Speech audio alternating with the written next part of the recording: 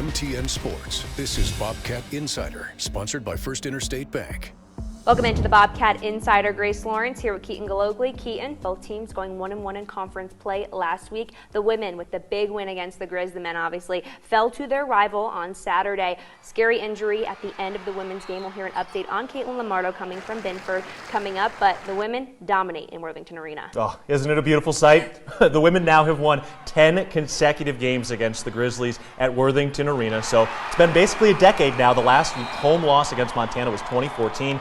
And Tricia Binford is 15-3 against the Grizzlies in the last 18 meetings. She is a living legend, and one of the first things on her byline is what she's done over the last decade against this Grizzlies program. Definitely, and we talk about dominance. The men obviously fell to the Grizz, but Rob Ford had 30 points against his rival, a career high. What have you been seeing from him so far this past week? Leadership and fearlessness. I mean, the 30 points was impressive. He's one of the best rebounders in the Big Sky when he's listed at 6 feet, and he's just the guy who is able to calm everybody down. When Brandon Walker missed an early free throw in the tight game against Idaho State, he was the one who was able to get Walker to focus back in and knock down that crucial free throw. And I know that game against Idaho State at the end was a little nip and tuck, and it was tight, but there's no style points, and they got the win. Yeah, they got the win. They swept the Bengals this season, and I know it's got to feel nice for Ford to go out with the sweep of his former team. No doubt. He played 2 years over at Idaho State, got 2 wins against them now, and Bobcats on the men's side are on the road this week while the women will be at home. All right, we're going to take a break. We'll talk with head coach Tricia Binford in a bit, but first we've got head coach Matt Logie coming up after this timeout of the Bobcat Insider. Welcome back to Bobcat Insider, sponsored by First Interstate Bank. We're back on the Bobcat Insider. I'm Keaton Galogly along with men's basketball head coach Matt Logie. Coach, how we doing? How we feeling after the Saturday, Monday throwing off the routine a little bit? Yeah, it's still 2 games in 3 days, so try to stick to our process as much as possible. Obviously, quick turnaround from, Cat Grizz to Idaho State. Yeah, and how about this week, too? I mean, with the Monday game, going on the road, how do you have to adjust the schedule here this week? Yeah, just went a little bit lighter today in terms of what we're doing on the court, making sure that we're mentally engaged and kind of sticking to our preparation points. But also want to make sure that those gas tanks are full when we touch down in Sacramento. Right. Well, let's get into this week that was. First of all, Cat Grizz, it was a loss, but what a crowd, what an atmosphere. Your first taste of a full brick, what was it like from your perspective? Yeah, I mean, obviously it's a special rivalry to be a part of. And, to see the brick pack like that with that much energy was a special thing to be a part of. And I thought, our guys did some really good things offensively, and credit Montana for, the way they played on the offensive end as well. Was, a game that, I think a lot of fans enjoyed aesthetically. Yeah, and Rob Ford was certainly impressive aesthetically in this one with 30 points against the Grizz. What are you seeing in terms of the way he's leading this team just in his energy and his effort? Well, his passion is what comes through. He's got such a great competitive spirit. He's got such a nose for the basketball, whether that's rebounding or steals, and just wears his heart on his sleeve. I know he's top 10 in the country in steals, and he's got to lead the country in floor burns, and so we're lucky to have him, and he's done a great job this year leading the way. Yeah, I think the other thing that we could see really in the Idaho State game with his leadership was Brandon Walker missed a free throw when he had 2 free throws. He missed the first one kind of late in the game. You could tell Walker was frustrated. He walked all the way back to basically half court, and who was there? Rob Ford was right there to talk him back in, and came back, knocked down that next free throw. What are you seeing in the way Rob communicates with his teammates and kind of leads emotionally like that? Yeah, no, that's a great point. It's really been probably one of the more impressive things for me to see. A lot of times you see those passionate leaders, the guys that wear it on their sleeve, and they have a hard time, staying neutral and finding that level of poise. And Rob balances that out extremely well. We've had a number of moments throughout the year where, it wasn't time for the passion to show. It was time to calm everybody down and settle the things down, and he's done a great job of understanding those moments. All right, so a 1-1 week overall, a 3-1 homestand for Montana State before they head out on the road this week to the West Coast. But one of the guys who stepped up in that Idaho State win was Sam Leck. He seemed like he came out with a lot of energy in that game. Is that what you saw? Yeah, I think with the stretch that we have, our bench is going to be important. And, we probably could have used our bench a little bit more on Saturday. And Sam was ready for the challenge on Monday, stepped up, had 5 rebounds, 5 assists. And stepped up and made a couple big shots as well. And so it's great to see him, do all the things that we know he's capable of. Yeah, he's gotten into some foul trouble here and there, which I'm sure has limited his minutes. Have you seen something specific in the way he's defending that's leading to some of these fouls, or is it just kind of happenstance? Well, I think part of it is his energy and activity level. Sometimes he's a little overactive at the end of plays, and that can put the referee in a tough spot. So we're just trying to keep him as technically sound as possible and channeling that energy and that fight, because he plays with a lot of passion, and hopefully we can make it a little bit more clean and give him a little longer stretch. Now, I want to stay on this bench mob because that was really a big difference when we looked at how this played out against Montana and then against Idaho State. 2 bench points against Montana, over 20 bench points against Idaho State, and Jaden Garone had some good minutes in this game against Idaho State. Seems like he's a guy who could really contribute but hasn't started doing it consistently yet. What can Jaden Garone be? Well, I think when you're looking at Jaden's career path, he was riddled with injuries the last 2 years at Rice, and so he hasn't had a lot of continuity in his experience and building that confidence, and he's starting to see that this year. But it takes continuity to build that, and for him to go out last night and give us 27 minutes, he handles the basketball extremely well. He's a good passer. He can knock down threes. And has great length as a 2-guard at almost 6'7", and so I think that the more comfortable he gets, the more impact we can see from him down the stretch. Yeah, now, and this was another game too that was down the stretch, got tight. Cats were able to pull it out. They started to bring out some of the press, the full court press for them, which definitely made it difficult. Now, first of all, didn't have Eddie Turner there in the second half to help out with some of the ball handling. What's his status right now? Yeah, Eddie was experiencing some illness throughout the game yesterday. Got checked out last night and got a handle on that. So we're excited about the news there and expect him to be back this weekend. But obviously that left us, along with the foul trouble that we experienced, a little shorthanded and with some unique lineups out there on the floor. And I thought our guys did a really good job of stepping up when called on. Jed Miller hadn't played in a few games, came in with 7 minutes to go in the game and had to be tasked with protecting the ball and helping organize our press break. Yeah, and he had a couple key free throws at the end of that game. Tell me about the mental fortitude of a kid like Jed Miller like that. Hasn't played a ton, and now he's put in this position. He's got to handle the ball against big defense, and he hits a couple shots late. Yeah, I mean, one of the things we talk about all the time is next man up, and in conference play, when you're going through the grind of it in January and February, things are going to happen, whether that's foul trouble, injuries, illness, whatever the case may be, and guys are going to have their name called, and so it's about staying ready. It's about staying engaged throughout the week of prep. Just like a backup quarterback, you got to go through all of those progressions in your mind and be prepared to step in there and ring the bell when your name is called. All right, well, stepping into the West Coast coming up next. Bobcats have Sacramento State and Portland State due up next. Starting with Sacramento State here. They're a team that's +8 on the glass. They've got some great size. What are some of the things you guys have to do to be successful against this Sac State team on the road? Yeah, similarly, from a design standpoint, similar to Idaho State in the fact that they play, two bigs. They're a powerful team. They really hit the offensive glass, and so it's going to be important that we can limit those post touches, that our pressure level shows up. We've got great speed and athleticism and length at the guard and wing positions, and that helps our big guys out. And then it's going to be a team effort on the glass. We've got to get a gang of 5 in there rebounding so that we can get out in transition and use our speed to our advantage on that side. Yeah, has the rebounding improved from your perspective as the year's gone on? Big time. Yeah, I mean, as a staff, when we were looking around in December, it was clearly our weakest link, and I think through the attention to film and practice habits, we've really grown in that area. Our guys are blocking out better. They're going after the ball better. They know how important it is for us to be successful, and so that urgency has increased, and so we've seen great growth there. I'm proud of that. All right, looking forward to that going out on Thursday against Sacramento State. All right, we're taking a break. When we come back, we'll talk with head coach Tricia Binford with Grace Lawrence on the Bobcat Insider. There's more coverage of the Bobcats online anytime at montanasports.com.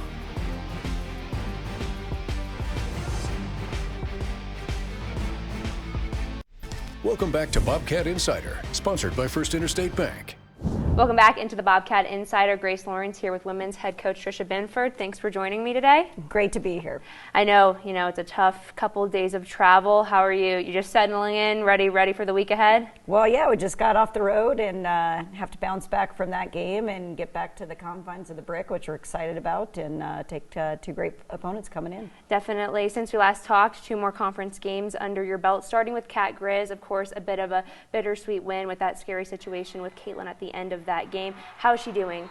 She is doing better and better every day, so we're really grateful. The community was phenomenal in the situation. Our first responders, the fans in the brick. It was a situation I don't think any of us have been through before, but we're really grateful and grateful that she's getting better every day.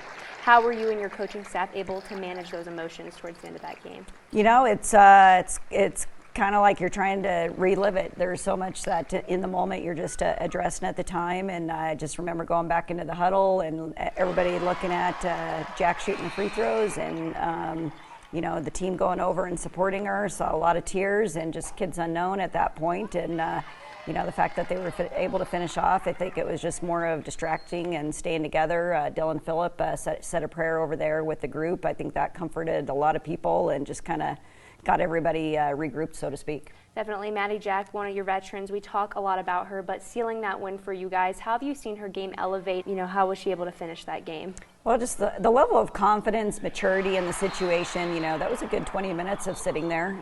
Super cold, kids sat down, that was the other factors that, talking with the officials, how do we handle this? And for her to go in and just kind of ice in her veins and kind of clinch in for KJ. I mean, that's pretty much what they finished in that huddle, that we're going to finish this for KJ. And, she just has a great maturity about her. I think right now she's playing freely. She's playing with joy of the game. She's playing like a leader. And she's playing somebody that's played this game for 5 years in our program. So it's just a tremendous example for the rest of the group. I know you wish they put charges in that stat book, Absolutely. The ability that she hasn't even. Does she practice them? How is she able to just have that much of a defensive effort? There's one drill that we do called Bring It On, Coach. And I think we did it one time this year. And outside of that, we never practice it other than, we have a lot of scramble situation in our drills.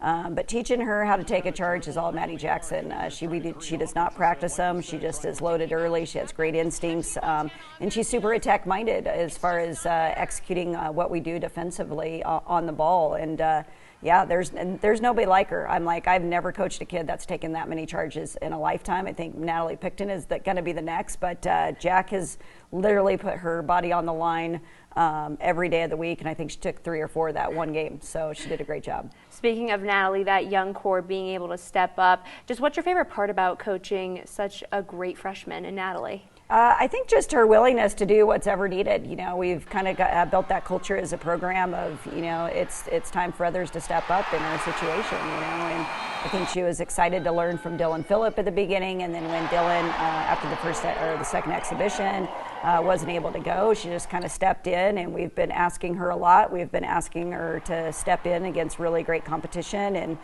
she just continues to have these moments, and she's just a sponge out there. She's constantly coming over, and we're watching film, going through plays, end-of-game situation management, and she's the fearlessness of her is one of the reasons why I think she's really special. She's able to hit some big shots in critical moments. Those things continue to shine. But I think really the undervalued piece about her that's not undervalued by our program at all is her defensively. That kid is really, really gifted. She makes us go. Everything starts with her on the defensive end, and she's just a freshman. How have you seen her grow? It seems like her confidence grows every game. Yeah, I mean, part of it is, we've had so many changes in our lineups with kids going in and out, and so we've needed some other pieces to kind of step up and fill in some of those voids. And I think she's seeing that in her game, and we're in the spot where we need to add some things of her doing, as far as getting others involved, and other times she needs to be a little bit more of a scorer for us. And those are probably the things I see her really stepping into, getting the ball back into her hands a little bit more, organizing, steadying us. I thought really that Cat Grizz game was probably the most composed we've been, even though we got down so early, to chip away and get back, and how she handled and ran that team when we were breaking presses and that sort of thing. That's the best I've seen her and see our team handle that situation. A lot of it has to do to Natalie's credit. And you did get a player back in Mara, some size, another post player back. So how was that getting her back in the lineup? Well, Mara is a really important piece for us, so that was huge. She leads us in assists. You think of your point guards are going to be leading you in all those statistical categories, but a lot of our offense goes through Mara. She's somebody that keeps the ball moving. The ball hits her hands a lot. She's finding open people. She's in a lot of the pinch action for us where we get our guard play splitting off of her. So to get her back helped us obviously with our post rotation. But more importantly, she makes our offense go, and she's one of our strongest rebounders. And so that's an element for us that, for us to finish plays well, we've also got to clinch and finish the play with the glass. And so, I just think she's got that presence that's really important for our program. Definitely, and now you guys look to bounce back from that loss Monday night to Idaho State. What did you learn in that game that you hope to fix this week going against Sac on Thursday? Yeah, there's a lot of good things. We forced a lot of mistakes, so the effort is there for this group. I think it's more of when some pieces go in and out, how are we filling those pieces? Offensively, we're really cold. We got to hit some shots. So when you have your leading scorer like KJ out, where are those shots going to come from? So we've got to be a little bit more intentional of what shots we're going to be really going after. But then the second piece of that is KJ is one of our best rebounders as well. So I think that going into our home stretch here, as far as Thursday, Saturday, we've got to do a much better job on the glass. So where is that going to come from this group? And being a little bit more intentional with some higher percentage shots and knocking down some shots. So I think if we can take those two steps going into this week, we're going to make some great strides. It's a Sac State team this Thursday that looks a lot different than they did last year. What stands out most about them this season? Well, I think their record is scary because you look at your record and you can really overlook them, and they're super scrappy. They're in every game. They're just kind of right there on the verge. They've got a point guard that's extremely aggressive. They're really fighting because they're looking for that win, and I think you've got to really respect them. They kind of change some things up. They're going to show some zone. I've seen them do zone and man. But I think they've got some splash kids that we're going to have to keep in check. And more importantly, we just got to get back to us. So that's the big thing of us stepping in while we're working some people back into our lineups. Definitely. And then Portland State, same record as Sac State, looking for that first win in conference. What stands out most about them come Saturday? Well, you got two games coming in that really go through their point guards. So that, number one, Mandy Morales is as good of a point guard in our league with the ball in her hand of making plays and putting points on the board. And we're pretty fresh from the Big Sky tournament last year with them upsetting us in that first round for us. So, we've got to really respect the guard play, but also they're a team that really stretches their zone. They're going to make you really work for a great shot through the interior there. So they're going to be probably 40 minutes of that zone. So on the offensive end, we can prepare on that end, but everything starts with a guard play, and then there's some other things that are going to factor in. So once again, I think it's about us right now, but I also know there's some teams that we got to respect. Definitely. Being back in the brick is always great as well. We're excited. That Sac State game is at 7 p.m. Portland State at 2 on Saturday. Keaton and I will be right back after this to preview those games. Get social with Bobcat fans and follow MTN Sports on Facebook, Twitter, and Instagram.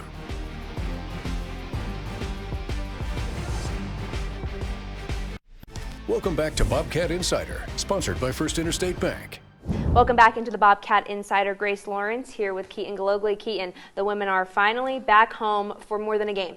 Yes, I know. What a difficult road trip. What a difficult season for them. Beyond the adversity we've seen in these injuries, just all the travel they've had, it's been a grueling start to Big Sky play. They finally get back home, even if they will have a few question marks with Caitlin Lamardo out. Definitely. It looks like Caitlin will eventually return, if not this week. Binford talked a lot about where they're going to find the presence she provides. The rebounds, the points, is something that really stuck out to me when I talked to her. No doubt. And, you're going to need those freshmen to continue to make steps. And I think one of the things about the freshman class outside of Natalie Picton is their length, is their size. Can Ella Johnson continue to go up and grab some of those rebounds? And offensively, can Isabella Bunyan find some easier shots? They had to work so hard for their offense. Can they get some easier shots? That'll be a big difference for them. Definitely. The men back on the road. They start their road series at Sac State. What are you really looking forward to this Thursday? Can they keep that bench mob going? We saw some great minutes from Sam Lecolot. We saw some great minutes from Jaden Garone. We saw some great minutes from Chika Naduka against Idaho State. Now you got to go on the road against a team in Sacramento State on Thursday night that is one of the best rebounding teams in the conference. They're +8 per game. Can the Bobcats clean the glass?